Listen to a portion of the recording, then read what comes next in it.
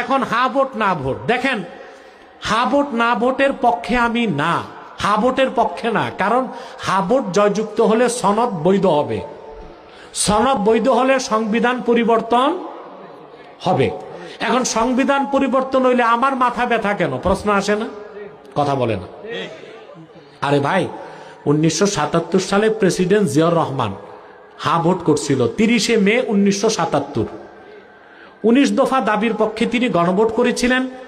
গণভোট পাশ হওয়ার পরে তিনি সংবিধান পরিবর্তন করে একটা ভালো কাজ করছিলেন, সংবিধানে লিখছিলেন বিসমিল্লাহির রহমানির রহিম, আর লিখছিলেন রাষ্ট্রের, বাংলাদেশের রাষ্ট্রের মূল নীতি মহান আল্লাহর প্রতি আস্থা ও বিশ্বাস। বর্তমান সনদে এই কথা নাই। এখন যদি হা জয়যুক্ত হয়, সনদ জায়েজ হয়, সংবিধানে যে আল্লাহর প্রতি আস্থা ও বিশ্বাস এই কথাটা বাদ দিতে হবে না? এটা কি কোনো মুসলমান চাইতে পারে? কারণ আপনারা হা ভোট কেমনে দিবেন? দিতে তো হবে না ভোট, কথা বলে না। যাক, আর বলছি না কিছু।